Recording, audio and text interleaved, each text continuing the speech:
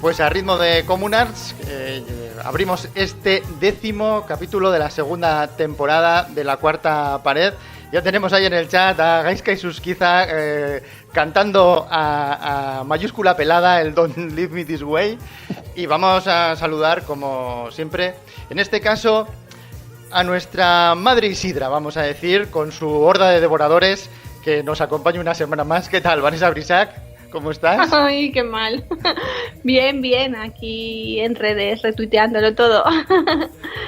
Bueno, y por supuesto también vamos a saludar a nuestro zombie favorito, que en este caso sabemos de sobra que nunca será un zombie corredor. ¿Verdad, Emilio Sanchís?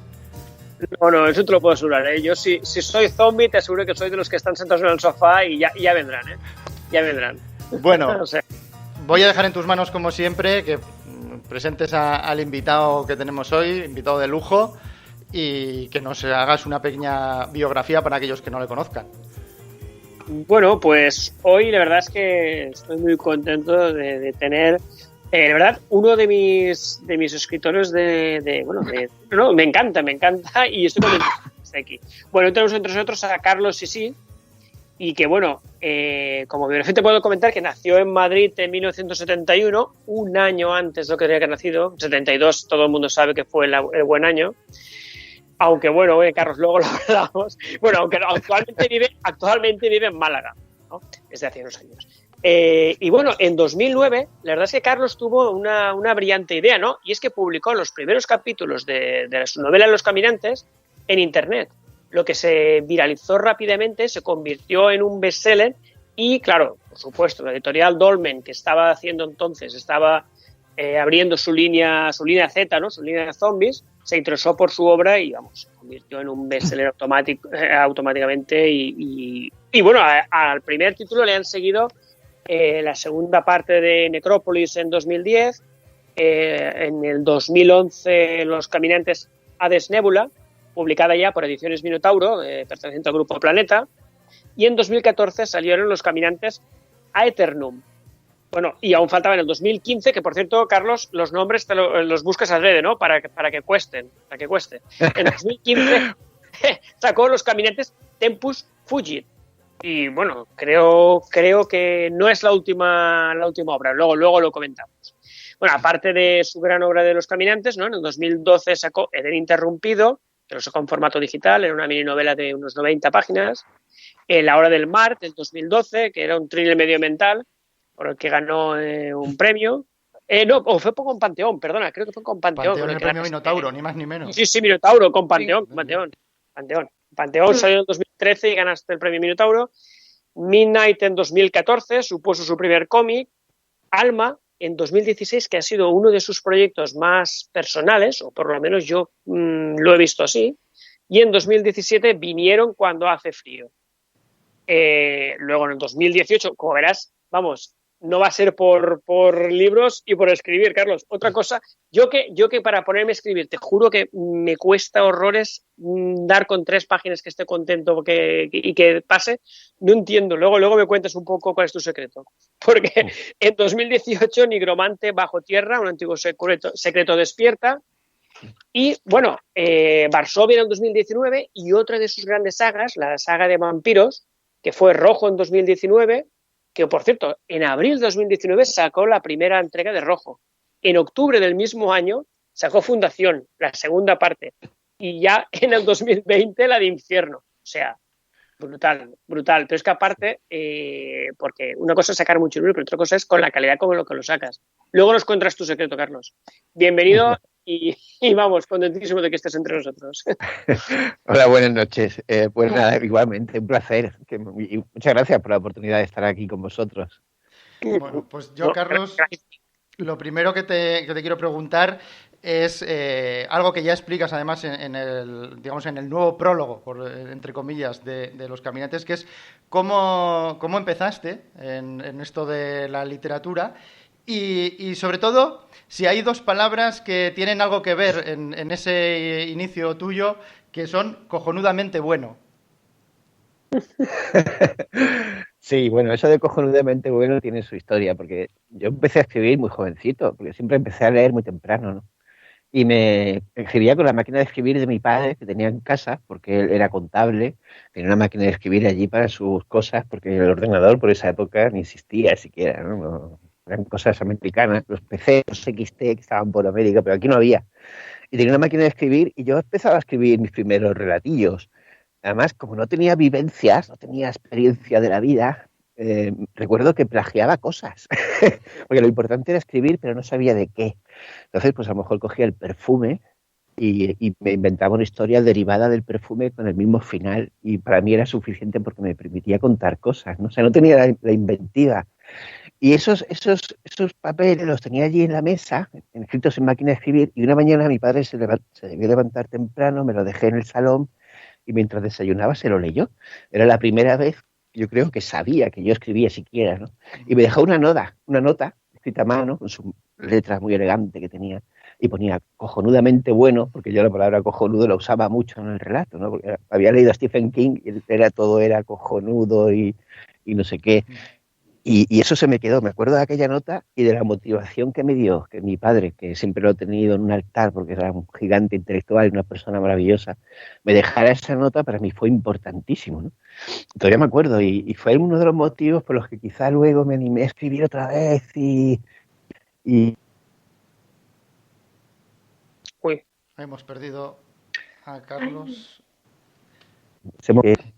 Ahora. ¿Me Ahora. escucháis? Sí, te Ahora. oímos. Sí. Mira, es que tengo la mala costumbre de moverme mucho mientras tanto. Entonces el móvil me voy a quedar quietecito. No sé dónde me habéis perdido. Nada, que nos estabas diciendo que fue algo absolutamente motivador, ¿no? Y que también Sí, impulsó sí. Sí, y algo que luego pues me hizo escribir seguramente, esa nota, ese empuje paterno, lleno de cariño, porque no era para nada cojonudamente bueno, era malísimo. Pues esa nota motivadora me ayudó a ponerme a escribir, cosa que cambió mi vida, ¿no? Y luego, sí, pero yo... Sí, no, perdona. Sí. Que era bueno o malo, pero referente. Yo creo que el escribir es como todo, ¿no? Como el andar en bici. Hay que practicar mucho para que al final puedas sacar algo Sí, bueno. Entonces, por supuesto. esa es Claro, se nota. Cualquier tarea que emprendas, la práctica de esa tarea te lleva a la perfección, eso es indudable, ¿no? Ahora tengo muchos más trucos como escritor, sin duda, y no son de leer. Leer es importantísimo para escribir, pero escribir aún lo es más, ¿no? Depurarte, volver a escribir, pensar cómo describir una cosa, siempre se te ocurren cosas nuevas cada vez que lo haces, eso es así. ¿Y eres de los escritores que modifican mucho sus primeros escritos? ¿O no tiras para atrás y vas haciendo y luego solo lo relees una vez? Pues mira, he escrito muchos libros, pero hasta Infierno, que es uno de los últimos, siempre había empezado por el principio, había escrito, inventando además sobre la marcha, nunca planifico nada. Mi mente funciona así, ¿no? Cada uno, hay escritores que necesitan hacer unas escaletas y unos desarrollos y un trasfondo de los personajes, incluso escriben cuentos cortos sobre los personajes para ver cómo se mueven y cómo funcionan. Yo no, yo soy caos, soy artista, mi mente funciona así. Entonces improviso siempre me lo voy inventando sobre la marcha. Pero en Infierno, como tenía demasiadas cosas que ajustar, porque claro, eran 2 libros muy gordos, 600, 700 páginas, ¿no? Y era muy coral, es una obra muy coral, y tenía que conjuntarlo todo y me costó. Entonces la escribí al revés, porque lo único que tenía era el final. Así que escribí el final y fui hacia atrás hasta el principio. No sé, en ese momento me surgió esa necesidad y no suelo reescribir, excepto la última novela que he escrito, que se llama Nocte, que todavía ni ha salido siquiera, porque esa novela forma parte de un proyecto multimedia rarísimo que tenía ganas de hacer desde hace 4 o 5 años y era súper inviable. Entonces esa sí he tenido que reescribirla mucho y darle muchas vueltas porque es otra historia diferente, ¿no? Tiene que ver con la novela digital interactiva multimedia, así que imagínate. Oye, y el hecho de haber empezado también haciendo aventuras conversacionales, cuando algunos manejábamos un Amstrad CPC, por ejemplo, ¿te ha ayudado a la hora de ser escritor? Porque me imagino que sí que tenías que ir estructurando un poco el desarrollo, ¿no? Eso ha sido la gran pena, porque claro, yo empecé desde lo más alto, digamos, ¿no? Que es haciendo aventuras conversacionales. Yo he probado a hacer guiones de cine, he hecho cómics o guionizado cómics. Las tiras cómicas de Historias con Alma las he dibujado yo como he podido, pero he probado diferentes medios, ¿no? Y, por ejemplo, el cine es una rabia y una frustración muy grande cuando te dicen, o sea, tú preguntas, ¿puedo hacer que un coche se estrelle contra esta fachada, no sé qué? Y te miran así con los ojos muy abiertos. No, Carlos, por Dios, tiene que ser low cost, ¿no? Cuando escribiendo tú puedes hacer lo que sea. Mi novela ya lo sabéis. Si quiero hago que el planeta explote y me quedo tan pancho, ¿no? Me cuesta 4 párrafos de escribirlo y ya está. Y entonces la profundidad que tiene, que puedes incluso meterte dentro, parar la acción, detenerla y meterte dentro de la historia de un personaje. Y cuando en cine sería raro, porque estás en un momento de acción y de repente llevarlo a un clímax más lento no funciona tanto como en la literatura. La literatura para mí es el medio de expresión más rico, más capaz y el mejor para escribir historias. Pero tiene un problema. Yo que desde los 12 años he estado jugando a los videojuegos, me encuentro con que las historias de las novelas son lineales, son únicas. Es lo que yo he escrito y es como si coges un bloque de mármol y un cincel y un martillo y empiezas a esculpir y deis una sola cosa. Cada vez que golpeo con el martillo estoy limitando un montón de posibilidades enormes. Estoy impidiendo que el lector juegue con otros elementos. Eso las aventuras conversacionales no lo tenía. Yo planeaba varios finales, varios caminos posibles. ¿Y si el jugador le da por matar a este? ¿Qué pasaría? Y preveía caminos para ello, ¿no? Y eso es lo que me daba pena de la literatura. Entonces las aventuras conversacionales conjuntan las dos cosas. La interacción de estas historias dinámicas y la potencia narrativa de un texto. Y me parecía sublime. Y por eso hicimos lo de Nocte. Va a ser una cosa así. Es una locura, Va a ser, pero... sí, como los libros cuando éramos pequeños, que era tipo elige tu aventura y que... Exacto. Pero en un nivel pro. Sí, me encantaban los de Altea, pero tenían un problema. Es que los librojuegos suelen ser muy simples, muy sencillitos. Porque claro, tienes que empaquetar en un libro, y no muy grande, porque es para un público juvenil en su mayoría, una historia compleja con muchos caminos. Entonces, claro, las descripciones son cortitas y van más a la acción, a la elección, más bien. Estás en una habitación, hay un armario a la derecha y una ventana por la que entran los rayos de luz y una mesa. ¿Qué vas a hacer ahora, no? Te escondes debajo de la mesa, cierras las cortinas, pero ya está. Y yo quería la calidad de páginas de una novela. La mía será mejor o peor, cada uno tiene su opinión, pero es una calidad de páginas determinada que en un libro de juegos no existe. Yo quería las dos cosas. Yo quería que estuvieras leyendo una novela y que al acabar tuvieras un libro de 400, 500 páginas y que incluso al terminar hubiera un botón que diga, ¿quieres imprimir esta novela que es tuya, es tu elección? Y te la mandamos y la portada sale el nombre de Carlos Sisi al lado del tuyo. Tienes tu novela personalizada con tu experiencia y tu viaje personal, ¿no? Y yo estaba muy obsesionado con hacer eso. Después de 4 o 5 años dándole vueltas, estamos en ello ahora. Porque claro, piensa que escribir una novela te cuesta 6 meses. A mí me cuesta 6 meses. Otros autores más, incluso otros menos.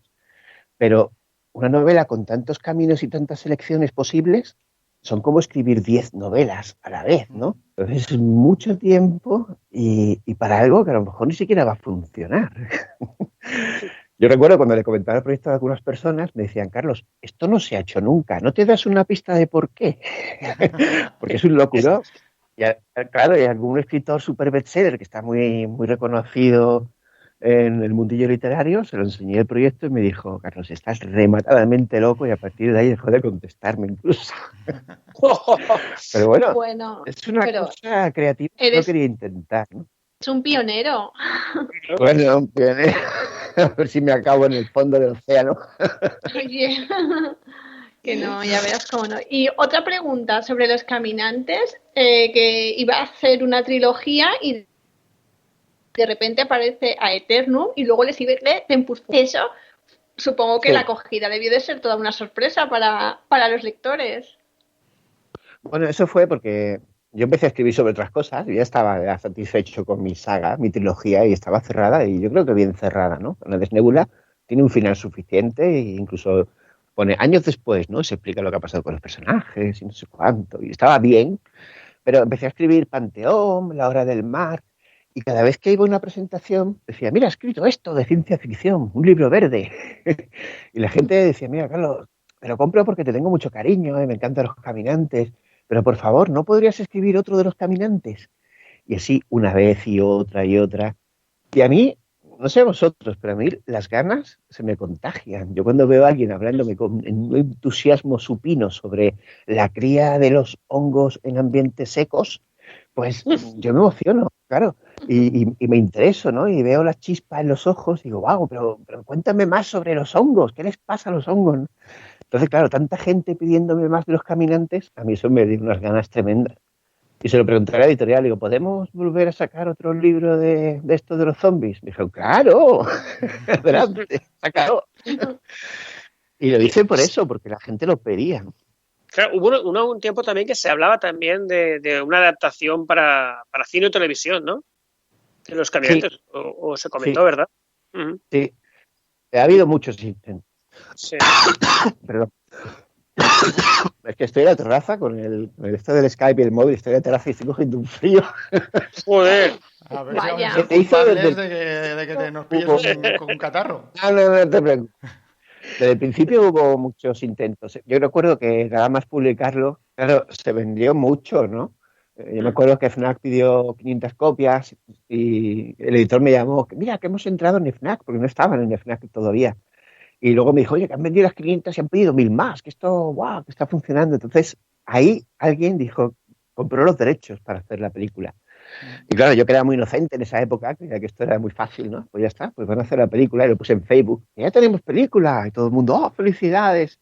Pero qué va, eso, encontrar la financiación, los problemas, el coste, el no sé cuánto. Pues yo creo que ha habido, a lo largo de estos años, 4 o 5 productoras que han comprado ya los derechos y los han tenido, a veces por el plazo de 2 años incluso, renovando. Que primero se paga una pequeña parte como reserva de derechos y luego se pone en marcha, ¿no? Incluso ahora mismo los tiene alguien, me parece, porque ya te digo que ya no tengo tanta ilusión como antes y ya no le hago caso. Me dicen, mira que los derechos, no sé qué. Digo, sí. Yo cuando vea Netflix Los Caminantes ya me interesaré un poquito más. Hombre, es que ese Padre Isidro es muy goloso, ¿no? Claro. El Padre Isidro es muy goloso de llevar al cine. Sí, ha habido oportunidades perdidas, porque incluso una vez lo compraron desde Canadá. Y era una productora buena, tenía dinero, pero querían que se rodara en Canadá y se transformara un poco la historia para adaptarse a Canadá. Y claro, la gracia de Los Caminantes era que era español, malagueño incluso, ¿no? Era muy de aquí. Entonces digo, bueno, adaptar la historia para que ahora sea en Canadá no va a ser Los Caminantes, será una película de zombies que tendrá el mismo título, pero la gente no va a identificar esto como mi libro. Y dije que no. Y era una tentación, porque es como coge el dinero y corre, ¿no? Pues te pagan por los derechos, un pastón, la verdad, pero dije que no. Y a lo mejor, pues si lo hubieran hecho los canadienses, a lo mejor tendríamos una película que no hubiera estado rodada en las calles de Málaga, pero a lo mejor hubiera sido suficiente. Nunca lo sabremos. Exacto. Bueno, vamos a ir ya con las preguntas de nuestros amigos. En este caso tenemos una pregunta de Patricia Millán, de Libros en Construcción, que además está con nosotros en el chat, siempre nos acompaña. Y bueno, pues te vamos a poner una pregunta sobre tu desarrollo editorial, digamos. Ajá. Muy buenas a Carlos, Emilio y Vanessa, y también a Carlos Sisi, vuestro invitado de hoy.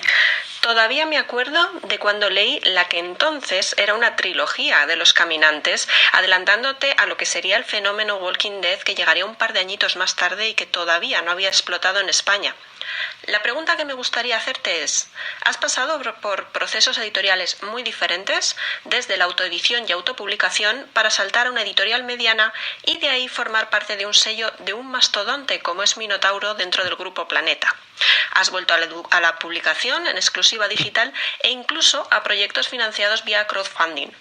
Y lo que me gustaría preguntarte, ¿qué es lo que te lleva a escoger una u otra opción en cada libro y qué ventajas e inconvenientes le ves a cada sistema? Un fuerte abrazo para todos y nos leemos en el chat. Pues cuéntanos. Bueno, me pregunta. Tenemos 4 horas para hablar de esto. Pues mira, no sé, hay casos, por ejemplo, Vienen cuando hace frío. La verdad es que la editorial Minotauro no lo veía raro. Vienen cuando hace frío es una novela rara, porque tiene una decisión de diseño muy extraña hacia mitad del libro, ¿no? Y tenían razón, porque cuando ves los comentarios hay gente que le encanta la historia, le apasiona, Y hay gente que dice que a mitad del libro se me va la pinza y el final no es bueno. Y al revés, hay gente que dice que empieza muy lento pero luego mejora y el final es sublime. ¿Por qué? Porque al final, hacia la mitad del libro hay un giro muy raro que es poco comercial. Muchas veces los libros, pues tú sabes las cosas que son más, que van a funcionar mejor, ¿no?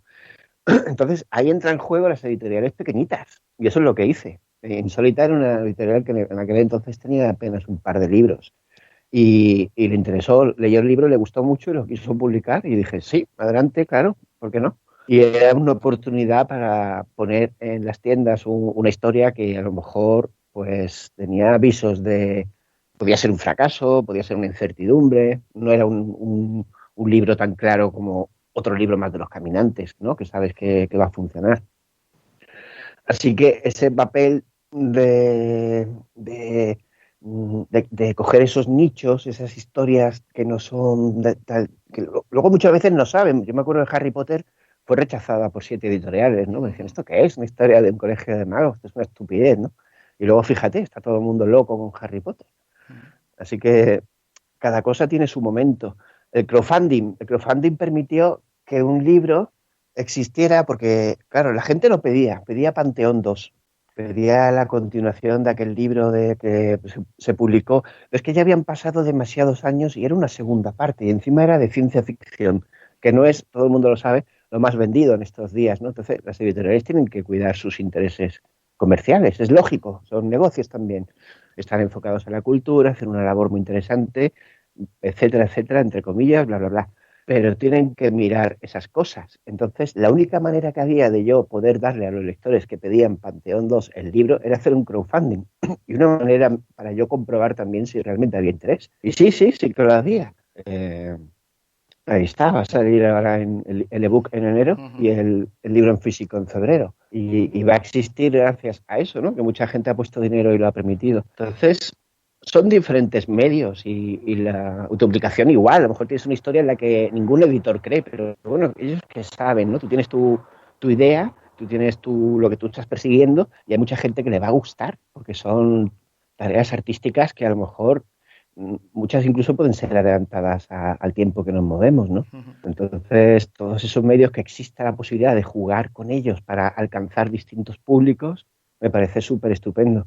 Y yo me aprovecho de ello, sin duda. Bueno, me apunta Patricia entre amenazas de muerte que el blog se llama Relatos en Construcción. Así que le pido perdón, que sea magnánima y que se va a perdonarme por la rata. Patricia, aunque te diga que te va a matar o te esté amenazando, da igual, porque tienen una voz tan bonita, eso lo he dicho antes, tan radiofónica, que da igual sí, que te esté amenazando de muerte. Dices, adelante, lo que haga falta. Eso es porque el amenazado de muerte no eres tú, pero bueno. Claro. Lo amenazó. Es verdad, sí. Bueno. No, Gaisca y yo tenemos pendiente en un dojo pernos, pero bien. Bueno, además, yo te quería preguntar también, además de eso, los distintos caminos que se eligen para publicar una novela, ¿cómo vas teniendo las distintas ideas de género o de subgénero, digamos, ¿no? Pues he hecho ya esta historia de zombies, ahora voy a hacer algo de terror no sobrenatural, después voy a hacer algo que combine un poco humor, más para todos las edades, no sé, alguien te va sugiriendo, eso lo que a ti te pide el cuerpo, quieres ir tocando quizá todos los palos, como hay autores que, dicen, pues voy a ir tocando todos los subgéneros, no sé. No, es simple apetencia, es lo que me apetece en cada momento.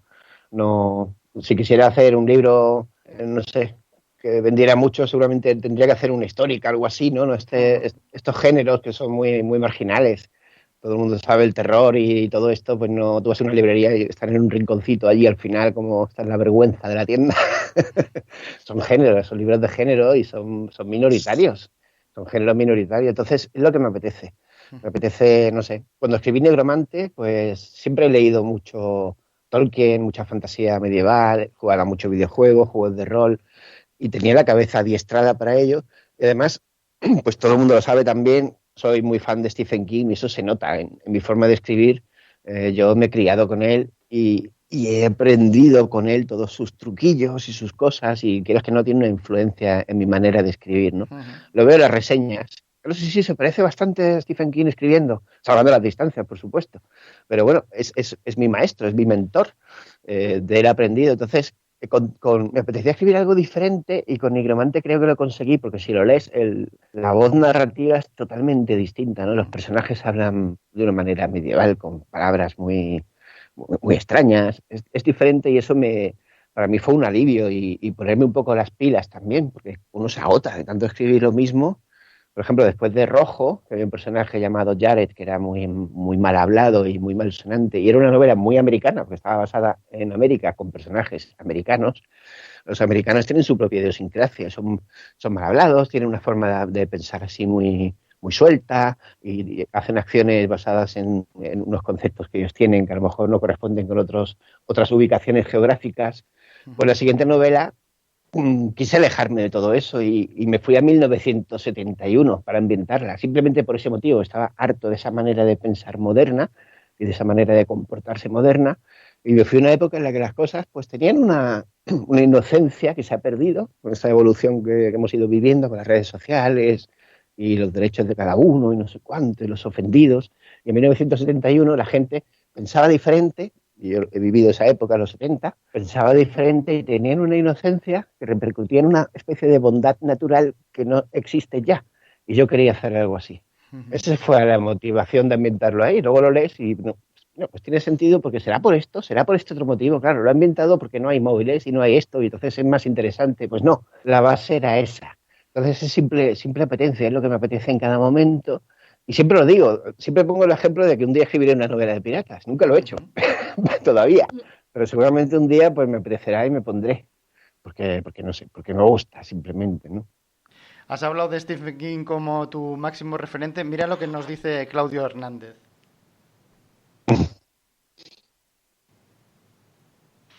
Hola Carlos, amigo. ¿Cómo haces para parecerte tanto al gran maestro Stephen King? Me encantas. Bueno, esto es un honor muy grande, porque conozco a Claudio y he escrito varios libros sobre su trabajo, su biografía, su modo de vida, y creo sinceramente que es la máxima eminencia de Stephen King en España ahora mismo, ¿no? De todo el trabajo que ha hecho de investigación. Entonces, que él me diga eso, pues es un honor muy grande, ¿no? Y no lo sé, es como pues, si estás haciendo cine y admiras mucho a un director X, estás mirando cómo hacer los enfoques de cámara, cómo hacer las escenas, el discurso de la película, cómo trabaja la fotografía, cómo conjuga todo, ¿no? Y acabas aprendiendo de esas cosas porque las admiras. Yo admiro mucho el trabajo de King.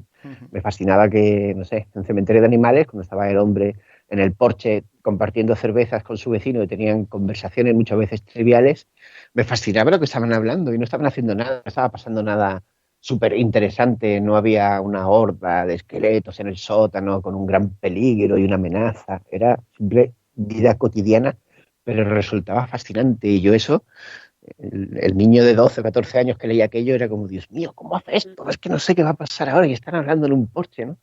Pues todo eso, ese leer mucho, ese repasar sus obras, ha escrito yo creo más de 100 libros ya, pues todo eso te crea un bagaje en la cabeza, inconscientemente cuando te pones a escribir te sale, porque es lo que te gusta, y lo que te gusta se aprende y sale luego, y no lo haces de una manera consciente, ¿no?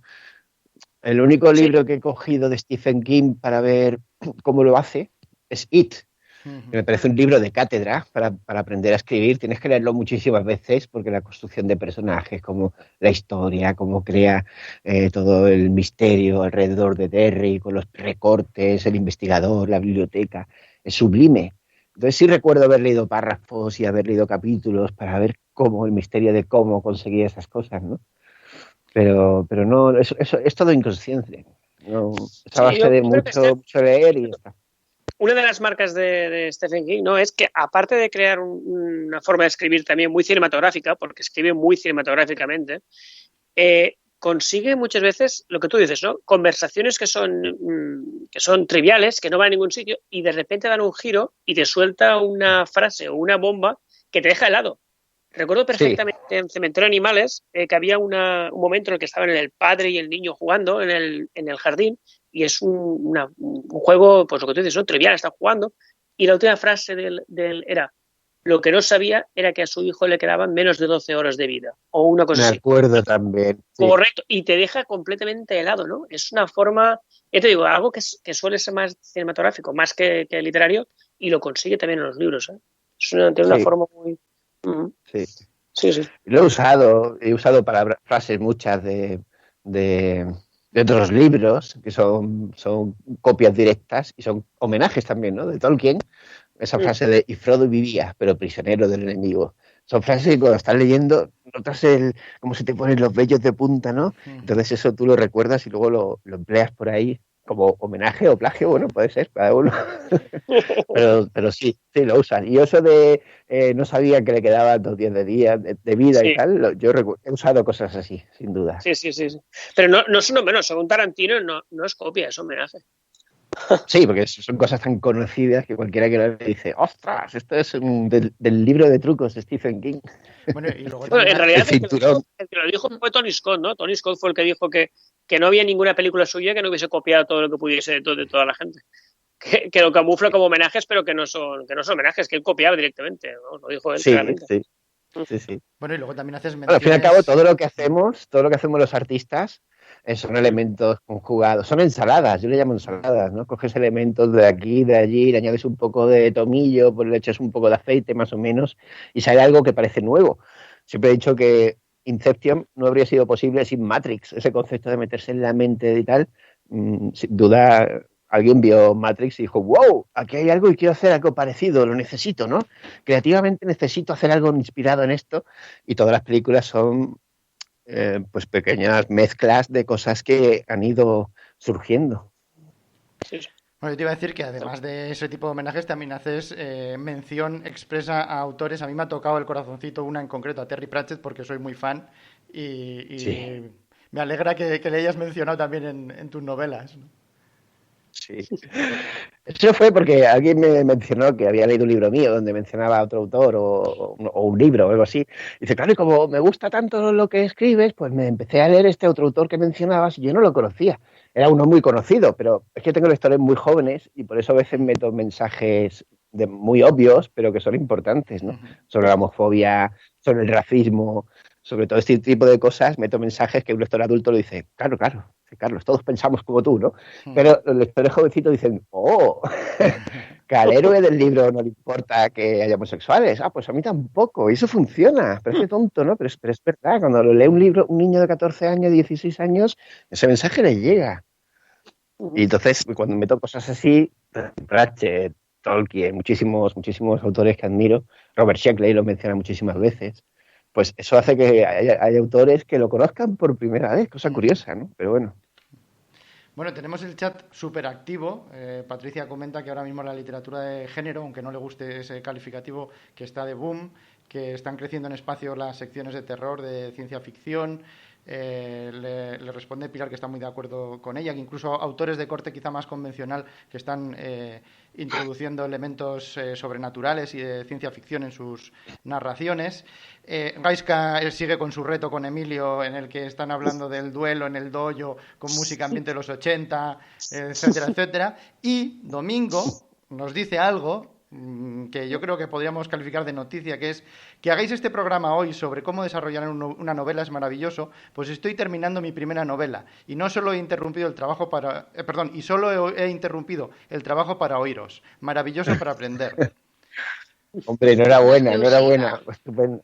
Bueno, pues si queréis seguimos con... Yo quiero pedir antes de nada, que por eso que has comentado de que están diciendo que los libros de género tienen un boom y todo eso, que por favor que no se enfade nadie por lo que he dicho, que yo he escrito muchísimo, he intentado aportar muchísimo, pero me baso en las cifras y en las conversaciones con las editoriales y las distribuidoras y los libreros, que es así, es una realidad, y que estamos trabajando mucho por hacer muchas asociaciones y muchos certámenes y muchas cosas, encuentros, para que eso cambie, pero lamentablemente la realidad por ahora es que sigue siendo minoritario. Que ojalá vaya más, por supuesto, yo soy el primero interesado, diciendo aquí estoy yo con 13 libros publicados, leedme, ¿no? Pero Yo, Carlos, lamentablemente todavía... solo quiero pedir, que ya quiero decir, solo quiero pedir un frenador. Como que tenemos... Pobre. Se me va notando en la voz. Como te tenemos fuera enfriándote. Por Saber cierto, cómo termina. ahora que se habla de asociaciones, que fue de Nocte, ¿no? Que era una asociación que reunía a grandes escritores y escritoras de Sí. fantástico y Sí, pues no sé, yo entré, estuve allí un poquito, pero me di cuenta de que era un lobo solitario y siempre lo he sido. Yo escribo mis libros, vivo en mi casa pequeñita, en una urbanización llena de viejecitos británicos que ni siquiera hablan español y me di cuenta de que no... Yo escribo mis libros en la soledad, los saco, pongo mi Facebook y no soy mucho de estar hablando y interviniendo, no sé, en debates profundísimos como hacen ellos y tal, pues porque yo funciono así, siempre he sido así y entonces pues me salí simplemente por ese motivo, pero no por nada más, simplemente vi que no tenía mucho que aportar, porque tampoco tenía experiencia en aquel entonces, acababa de publicar Los Caminantes y ni era un escritor ni medio conocido, ni tenía muchos libros, ni tenía nada que decir, ni tenía nada que escribir. Entonces me salí porque había allí gente muy grande, como David Hasso, Emilio Hueso estaba allí también. Estaba, ¿cómo se llama este? Joder. Elia Barceló también, entre otros. Elia Barceló, por supuesto. Entonces yo ahí me vi muy extraño, muy recién llegado y muy niño, una cosa muy chica que estaba por allí deambulando y vi que realmente no podía hacer nada. Entonces luego vi que la asociación había desaparecido y ya está. Eso es lo que... Bueno, pues vamos a seguir. Has mencionado las redes sociales y en Sí. este caso, Vanessa Id, espero decir esta vez bien el nombre del blog de No es país para unicornios, te hace dos preguntas, pero una creo que es mejor que la respondas al final. Hola, soy Vanessa del blog literario No es país para unicornios. Un saludo para todos y tengo dos preguntas para Carlos. La primera es ¿qué tanto de Mafalda tienen sus tiras de historias con alma? Y la segunda es, al ser un autor tan activo en redes sociales, ¿qué le aporta ese feedback con los lectores? Bueno, yo no sé si lo de Mafalda no es mejor dejarlo para el final, porque es una de tus elecciones, pero sí, Vale. las redes sociales, cuéntanos esa relación que tienes con tus lectores, que de hecho, Los Caminantes empezó ahí, ¿no? Empezó en redes sociales. Sí, es importantísimo, siempre lo he dicho. De hecho, la saga de Rojo existe por Facebook, existe por la gente que está en Facebook, ¿no? Porque empecé a poner pequeños fragmentos de historias que ni siquiera estaban relacionadas, pero acabé con 13 o 14 mini trocitos, que son, no sé, 12 líneas a lo mejor máximo, ¿no? De pequeños momentos boom de una novela teórica que no existía ni pensaba existir y no tenía pensado escribir nada sobre vampiros, sobre todo porque ya existían grandes aportaciones como Salem Slot, por ejemplo, y muchísimas otras, ¿no? Entrevista con el vampiro, en fin, hay muchísima literatura importantísima de vampiros y no me veía capaz de aportar nada.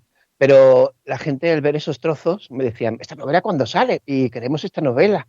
Y un día hice una pregunta muy cortita, yo suelo escribir grandes posts, pero era una sola línea, y preguntaba, ¿de verdad queréis una novela de vampiros? Y esa pregunta pues tuvo 2000 likes. Y es lo que he dicho antes, las ganas te motivan mucho, ¿no? Entonces lo que hice fue leerme Salem Slot otra vez, porque lo leí con 14 años y no lo había vuelto a tocar desde entonces, y me di cuenta de que, que en todo este tiempo Stephen King hizo un aporte ahí muy temprano, pero el mito del vampiro había crecido muchísimo. Y no ya con la literatura, sino con videojuegos, juegos de rol, series, películas, y se habían hecho muchos aportes que le podían dar una inflexión nueva al vampiro. Unido eso a lo que tenía en la cabeza de otras lecturas, de cosas que se me ocurren, pues sí que pensé que podía intentar hacer algo y lo agradezco mucho, porque creo que la saga de Rojo es una de mis grandes aportaciones al género. Creo que esa saga está muy bien. Los lectores de Los Caminantes me perdonarán, porque creo que es muy superior a Los Caminantes, aunque solo sea porque hace 10 años que escribí Los Caminantes, ¿no? Y quiero pensar que he mejorado en este tiempo. Mi libro de trucos, como he dicho antes, es mayor.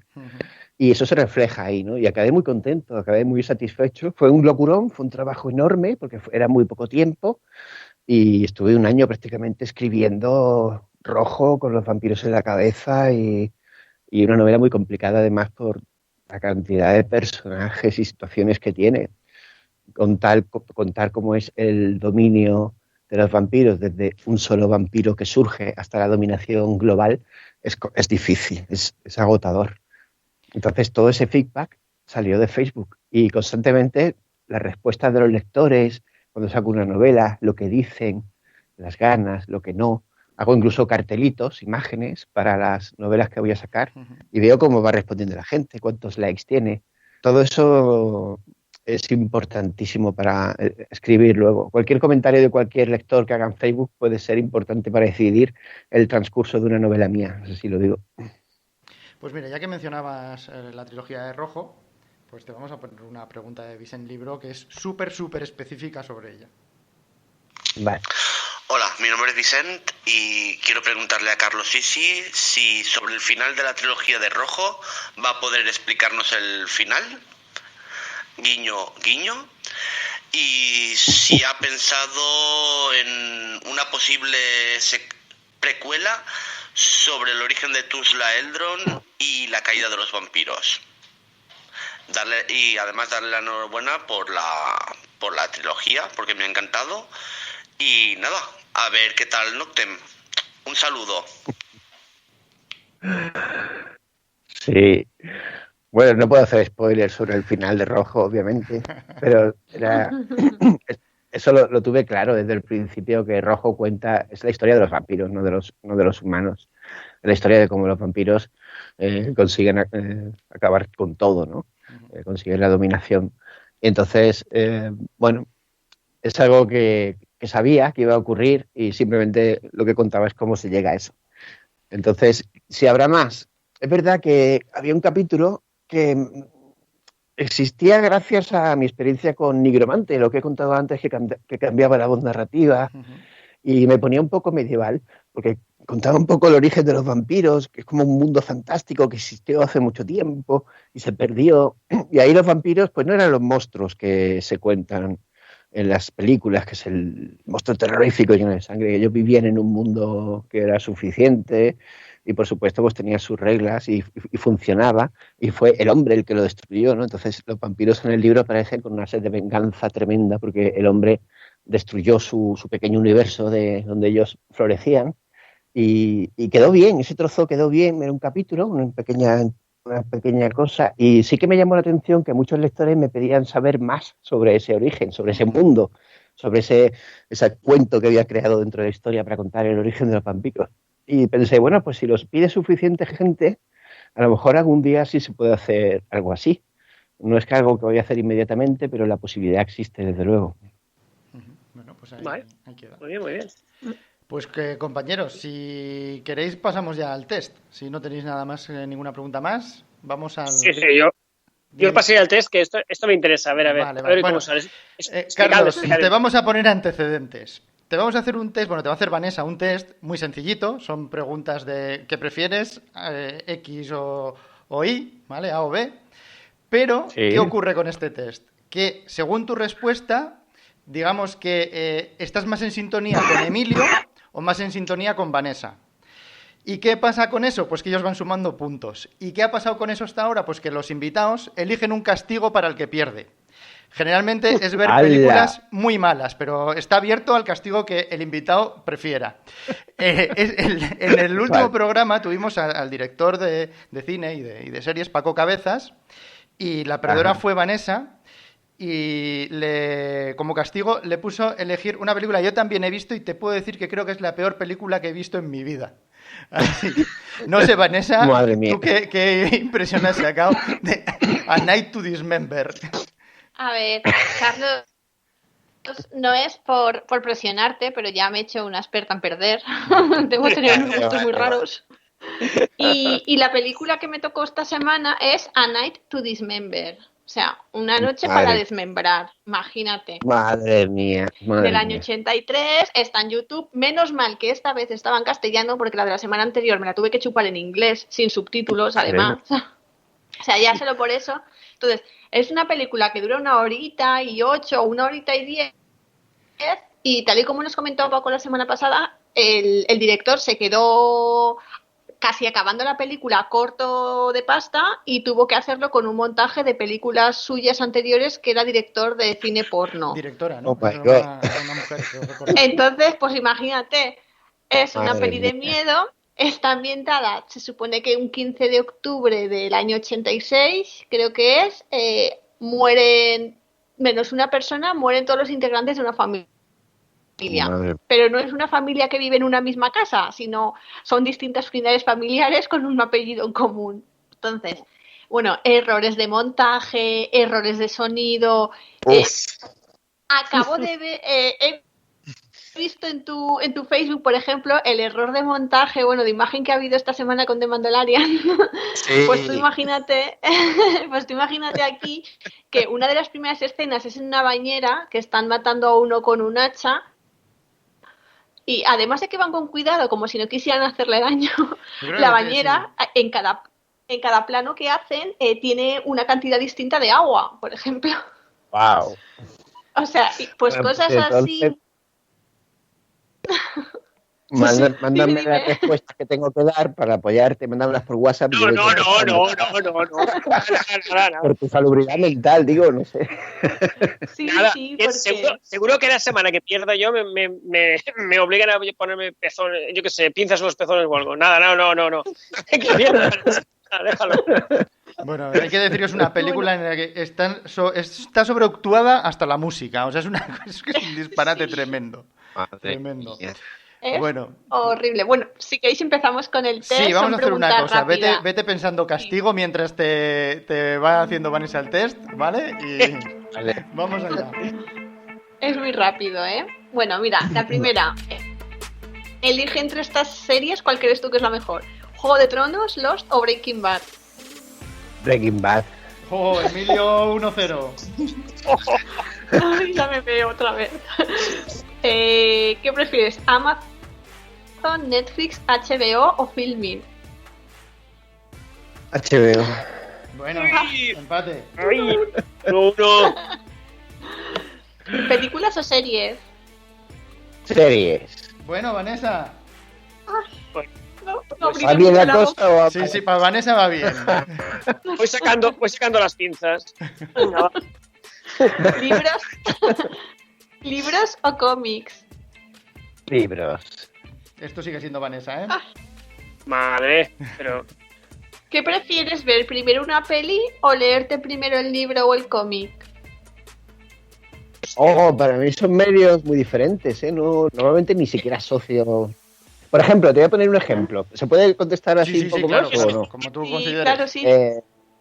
La carretera es un Sí. libro que es de una gran voz americana, una obra de arte, ¿no? Yo siento vergüenza porque no conseguí comprender la grandiosidad de ese libro y para mí fue una de las lecturas más extrañas y terribles de mi vida.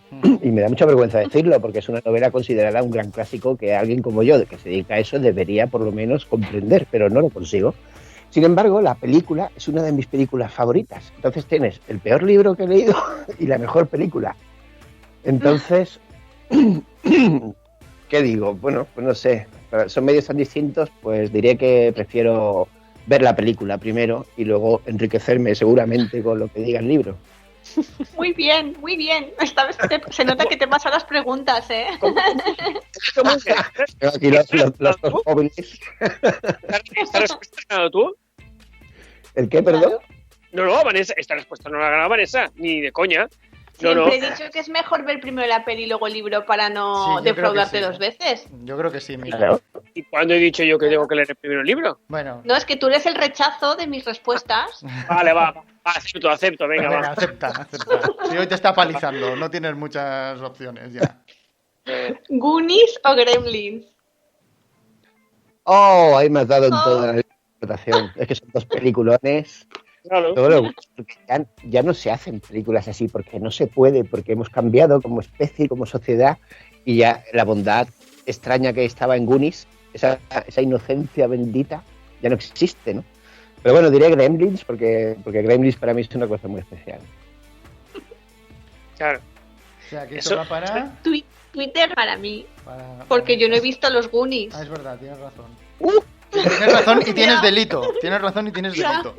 Pero Oye, pues mira, es- puede ser un castigo para No, futuros.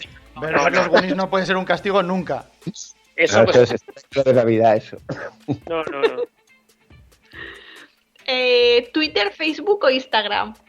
Facebook. Oh, paliza, ¿eh? Madre. Pero sin Y duda, lo voy a decir rápidamente. remakes, ¿sí o no? Sí, ¿por qué no? Bueno, Bien. puntito para Emilio ahí. El de la vergüenza. Sí. Madre mía. Bueno, Y falta uno, ¿no? spoilers, ¿sí o no? Por favor, spoilers no. Es lo peor.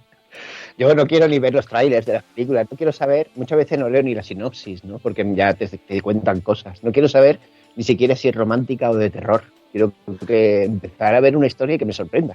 Ujú. Así que imagínate un spoiler. Pues con esto te has ganado una segunda visita al programa. Eres un amor. Pues bueno, lo que es un amor para Vanessa tiene que convertirse en un terrible castigo para Emilio. Así que Carlos, Dios. Venga, va. Vídeos.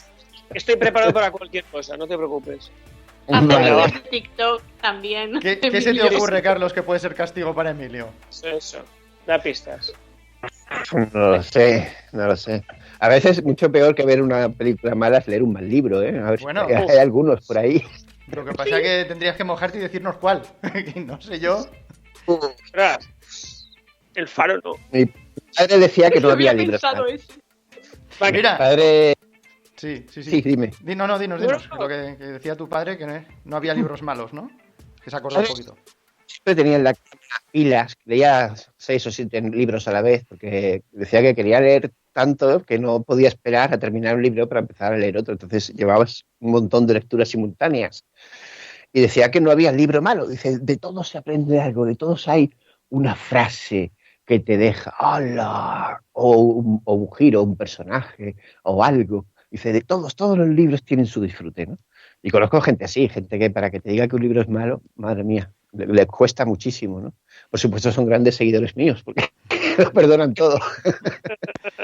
Bueno, pues yo creo que habéis dado una buena idea en que Emilio podía... Hay una novela de la que hablé yo y que a él le da urticaria y que es Alfaro de Virginia Woolf y que creo que sería un castigo maravilloso, ¿verdad? ¿Lo dices en serio? Sí. Además no es una novela muy larga, te da tiempo a leerla en una semana de sobra. Oh, Dios. No sé. Prefiero lo de las pinzas en los pezones. Oh, joder, faro. ¿Cuántas páginas de tortura tiene? No, yo ando por las 200 más o menos, no es una novela larga. Y mira, Patricia dice en el chat que ella se anima y que la lee también contigo. Venga, va. Vamos, Así que- vamos allá. Pues Madre castigo mía. impuesto para la semana que viene. Me veo a Wolf mirando sus estadísticas en su pantalla de ventas diciendo, ¿estas ventas inesperadas? No han salido. Jovenzuelos confusos que han comprado mi libro ahora y a mí cayéndose en la cuenta. Pero eso nos va a pasar con la peli esa de mierda que he visto yo y verás tú las subidas en YouTube, que lo he publicado en 40 sitios. Bueno, ¿os parece que escuchemos un poquito más de Common Arts y seguimos ya con el pelilibro disco? Vamos Venga, va. a escuchar You Are My World de The Common Arts.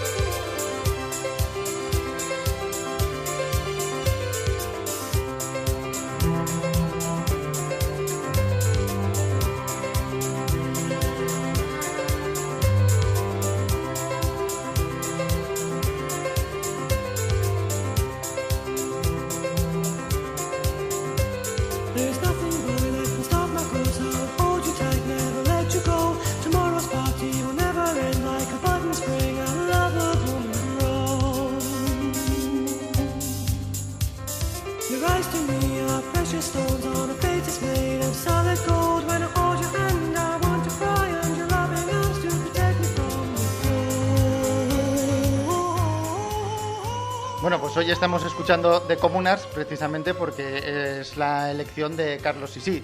Carlos, cuéntanos por qué cuando te pedimos un disco elegiste este de The Communards. The Communards. Yo creo que, sinceramente, que escuchar esas canciones, a Jimmy Somerville, y lo que cuenta en sus letras, me hizo ser mejor persona, y solo por eso merece la pena mucho, ¿no? Hay muchos grandes grupos, pero Communards hablaba de, claro, él era homosexual en una época en la que decir abiertamente que era homosexual era vender menos discos. Él incluso me acuerdo que le pedía a los Pet Shop Boys que salieran del armario, pero decidlo, que ayudáis a muchos jóvenes a aceptar su sexualidad y a no tener miedos a decir que son homosexuales, porque se identifican con vosotros, que sois grandes ídolos y grandes héroes de la música, y que ganáis mucho dinero y sois muy grandes y tenéis mucho talento. Dicen, pues si son homosexuales, pues yo también puedo decirlo, ¿no? Entonces, yo siempre he sido, hasta hoy, no sé, mañana, pero hasta hoy siempre he sido heterosexual, pero esas letras me hicieron comprender que había gente que lo estaba pasando mal, y que tenían problemas, y que tenían problemas de aceptación, y no sé, me hizo aprender muchas cosas. Y no solo temas de homosexualidad, eran temas políticos. Las letras de Jimmy Somerville tocaban muchos temas, su gran lucha contra Margaret Thatcher, personaje que odiaba profundamente, ¿no? También sobre el maltrato a la mujer, tiene una canción maravillosa que era Tu morro. Eran muchas reflexiones que yo no vivía, porque en los 70, en los 80, perdón, en mi época no había en España esas cosas todavía tan marcadas como ahora. Ahora ya nos damos más cuenta de que esas cosas han ocurrido desde siempre. Uh-huh.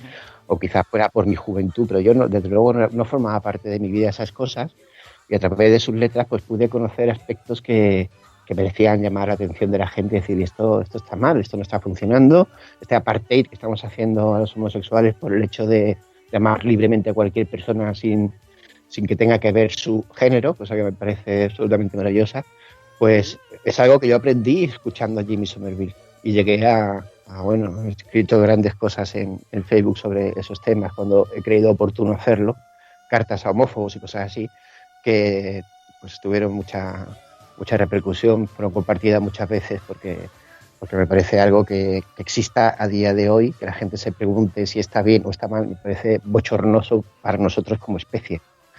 Entonces es muy importante su obra y la influencia que tuvo en mi vida y lo que me ha ayudado a formarme como ser humano, me parecía digno de mencionarlo y de ser elegido entre tantos grupos buenísimos como hay, ¿no? Pues estupendo motivo. Y si hay también una lectura que nos hace mejores personas y que también nos hace ser conscientes del mundo que nos rodea, es Mafalda, que es otra de tus elecciones. Sí, Mafalda también era por el dibujo maravilloso de Quino, ¿no? Porque lo repasaba una y otra vez y miraba los trazos y como a veces incluso me parecía percibir que el fondo lo había pintado con un solo trazo seguido. Era una genialidad tremenda. Y por supuesto su riqueza humorística. Snoopy yo también lo leía, por ejemplo, pero yo veía un abismo de diferencia entre Snoopy y Mafalda brutal, de ingenio, de talento, de capacidad de humor. Ese humor inteligente que tiene Mafalda, que te deja con las patas colgando cuando lo lees, eso no lo encuentras fácilmente. Yo creo que Mafalda es la tira cómica más grande que ha habido jamás, y esa bondad que tiene el personaje, esos personajes maravillosos. Es sin duda una lectura, yo la recomendaría en los colegios, ¿no? Venga, niños, la tira de esta semana es esta. E incluso cada tira invita a una reflexión y a un debate que es muy sano, ¿no? Porque todas sus lecturas tienen unos mensajes de fondo absolutamente humanos y actuales, que es una tira muy antigua y siguen siendo vigentes en algunos casos, lamentablemente, pero es así, ¿no? Entonces, elegí Mafalda por todos esos motivos. Bueno, y ahí retomamos la pregunta que hacía Vanessa de No es país para unicornios, de cuánto influye Mafalda en esa tira maravillosa de esos dos fantasmas que es Historias con alma. Sin duda, 100%. Fijaros que el formato es súper parecido. Yo me compraba los libros estos que eran horizontales. Sí. De Mafalda y yo me hubiera encantado saber dibujar para dedicarme a algo así, ¿no? Lamentablemente el talento, por muchas horas que dediques, la teoría de las 10.000 horas, pues son muchas horas para dedicar a eso, ¿no? Entonces, bueno, se quedó en algo así, pero si tú lees Historias con alma vas a ver que hay una hay un eco ahí profundo al gran genio Quino. Yo creo que si no hubiera leído Mafalda cuando lo leí y no me hubiera acompañado toda mi vida, Historias con Alma no habría existido siquiera, sin duda, sin duda. Si solo hubiera sido por Snoopy, Garfield o Spy vs. Spy, que también lo leía mucho, pues no hubieran tenido la fuerza suficiente como para muchísimas décadas después ponerme a dibujar algo así, ¿no? O sea, Mike, Brian, Joe, todos deben su existencia al trabajo de Quino, sin ninguna duda. Que el dibujo de Historias con Alma también es tuyo. ¿El cuál? El dibujo de Historias con Alma también lo haces sí, tú. Claro, ¿no? por supuesto. Joder, pues menos mal que no se te da, porque si se te diera, caramba. No, hay truco, ¿eh? Y me siento, en el prólogo lo digo, empiezo diciendo que no sé dibujar, y es totalmente cierto, y no lo digo con falsa humildad. Es que dibujo con vectores en el ordenador, y bueno, no sé, seguramente los que me escuchen sabrán lo que es, pero a lo mejor otros no. Entonces tú dibujas una línea con el lápiz del ordenador y se queda como algo que puedes retocar y deformar a placer. Entonces yo digamos que suplo con tesón mi falta de talento. Es una frase que he dicho varias veces y me siento orgulloso de poder tener una herramienta que me permita crear algo que no hubiera podido hacer sin ello, ¿no? Me parece bonito, es como alguien que no tiene una pierna y le ponen una pierna ortopédica y es capaz de correr, o alguien que no ve y le ponen unas gafas especiales y puede ver otra vez luces, formas y cosas, o alguien que no oye y le ponen un aparato, yo igual. No resta ningún mérito esta explicación a las tiras. ¿Qué quieres que te diga? Sí, porque esto lo utiliza mucha gente. Claro. Sí. Claro. Bueno, pues nada, queda contestada la pregunta de Vanessa también. ¿Ibas a decir Yo algo, Emilio? Yo sí, que yo nunca he pasado de la casita con los árboles y los pajaritos por fuera, hechos como una V. Tienes que... Lo siguiente paso es pintar sin cruzar las líneas. Cuando lo practique muchas veces. Eso es. Bueno, y pasamos a la peli. Has elegido Alien. Cuéntanos por qué. Ya que soy súper fan de Star Wars y lo pensé, ¿no? Pero yo creo que Alien tiene algo, porque es una historia que me toca mucho a mí, porque siempre los autores estamos siempre buscando la oportunidad de que venga un productor y se interese y te dicen, Carlos, es que no has nacido en América. Si hubieras nacido en América serías ahora un grande, ¿no? Y te quedas pensando, y dices, ¿será verdad? Es por eso, es uno de los motivos. A lo mejor en un mercado más internacional o más así hubiera tenido una oportunidad diferente. Y me acuerdo de la historia de O'Bannon, que es el auténtico guionista de Alien, que sin duda para mí el padre de Alien es él, no es Ridley Scott, que es el director. A la vista está que luego con películas posteriores pues no ha conseguido captar lo que consiguió con Alien. Y es que el guión de O'Bannon era muy bueno. Y él, para conseguir que un productor se interesara en su guión, se coló en las instalaciones de la productora y lo tiró a través de la ventana que estaba en ese momento abierta. Con la casualidad tremenda de que la mesa de ese productor estaba libre de papeles porque la acababan de limpiar, y además el hecho de que volviera al despacho porque iba a coger un avión y no tenía nada que leer y se encontró de repente el guión de Alien sobre la mesa, el único. Entonces lo cogió y hizo Alien. Y dijo, pues este guión está bien. Y empezaron a hablar para hacer Alien. Y además hay muchas circunstancias, porque Alien para mí es una película súper maravillosa que ha envejecido muy bien. O sea, tú la ves y la ves en Blu-ray o en 4K y parece que se estrenó, excepto por alguna escenita, como la cabeza en la mesa, que es espantosa, pero quitando eso, es una película que parece, no sé, recién estrenada, ¿no? Es una calidad suprema y se estrenó pues hace, no sé, finales de los 70, ¿no? Es una barbaridad pensar que eso pudiera ser posible en aquella época. La historia, la música, el personaje. Además se sacan reflexiones muy curiosas, porque el alien, si lo piensas fríamente, tú ves la figura, es un pene hostil persiguiendo de manera iracunda a la única mujer liberada que hay en la nave. Sí. ¿Vale? Claro, tiene unas reflexiones ahí súper profundas y el diseño del alien me parece sublime. No sé cuántas figuritas, imágenes se han vendido gracias al diseño de Giger. Y luego se ha intentado renovar. Alien 3, por ejemplo, la versión que nos ofrecieron pues era estéticamente para mí nefasta, ¿no? Un mal gusto tremendo. Habrá fans que consideren incluso lo contrario, pero bueno, me estáis preguntando a mí. y el Alien es sublime, para mí es maravilloso, es un diseño, es elegante, Incluso es incluso teatral, ¿no? Cuando se mueve en la primera película y se mueve así como andando despacito con los brazos levantados. Es muy teatral. Es una película icónica que me ha acompañado siempre y de alguna manera o de otra es un espectro que hay detrás de mis historias, la figura del alien, el terror provocado por la historia del alien, de la soledad de la nave, el ruido constante, trum, trum, trum. Y además está lleno de casualidades fortuitas. Hay un montón de historias relacionadas con Alien, porque, por ejemplo, el director quería un alien transparente relleno de gusanos. Pero lamentablemente en aquella época esa cosa no se podía conseguir con los medios que había por entonces y se abandonó. Yo creo que si hubiera habido dinero y el alien hubiera sido un ser transparente lleno de gusanos, no habría tenido esa belleza que tiene ahora, ese color de piedra, ¿no? Que se oculta con las maquinarias de la nave, y no hubiera tenido el éxito que hubiera tenido. Alguien preparó también una banda sonora chulísima para Alien, pero no pudo llegar a tiempo, no llegó a tiempo, y al final se dejó con una versión temporal que hicieron temprana para conseguirlo, y al final queda un ambiente súper claustrofóbico, porque Alien tiene una música muy concreta, muy, muy suave, muy, muy nimia, que se utiliza en pocos momentos y le da un toque mágico. Todas esas circunstancias totalmente aleatorias y fortuitas provocaron la creación de una obra maestra que, si hubiera habido más tiempo, dinero, a lo mejor no se habría conseguido. Esa reflexión personalmente me gusta bastante. No. Yo estoy muy contento con tu elección porque para mí Alien también es una película, vamos, una de las películas preferidas de mi vida. Todo. Sí. El diseño, como la película, como el guión, todo. Sí, todo. lo he visto muchas veces. A veces hago un truco, porque tengo una tele en 3D, una tecnología que ya nos vendieron como que iba a ser el futuro, pero no hay películas en 3D casi ya.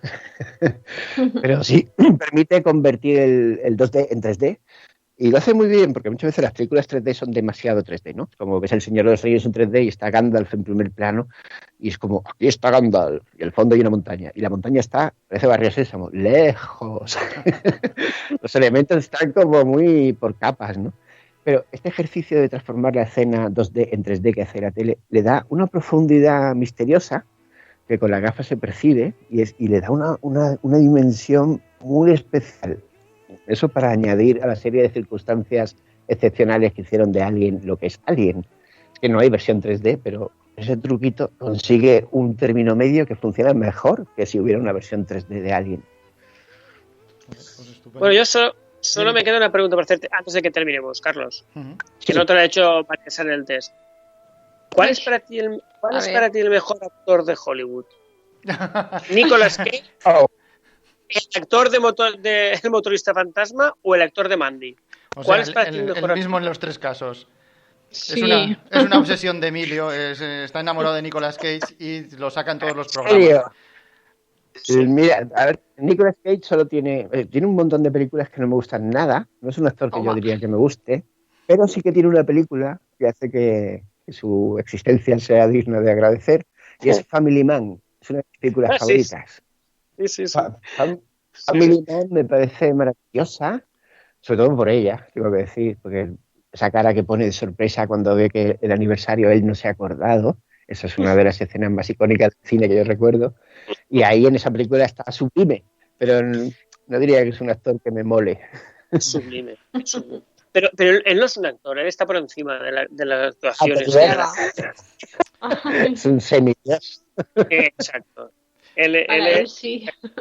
Bueno, pues después de este momento de idolatría obligada, porque todos los programas acaba apareciendo, no nos queda ya nada más que darte las gracias, que bueno, no sé tú, nosotros lo hemos pasado yo creo que genial contigo. Igualmente, ¿verdad? Sí, sin duda. Y que esperamos reencontrarnos en otras muchas ocasiones. Muchísimas gracias, Carlos. Cuando queráis, un abrazo muy fuerte. Gracias. Carlos, un fuerte abrazo, ¿eh? Nos vemos. Gracias. Bueno, pues muchísimas nada. Gracias, Carlos. Un beso. Vanessa, gracias. Emilio. Igualmente. La semana que viene nos vemos y con otro invitado de excepción, ¿no? Sí, sobrevivo al faro, sí. Las próximas semanas tenemos a Paco Roca. Paco Roca, ni más ni menos. Pues nada, a toda la gente que ha estado ahí, a la gente del chat, a la gente que nos escucha también, muchísimas gracias. Podéis pasar por Relatos en Construcción a ver las reseñas que hace Patricia para estar al tanto de la actualidad literaria. Y nada más. Hasta la próxima semana. Bueno, venga, hasta la próxima semana. Un saludo a todos. Chao, hasta la semana que viene.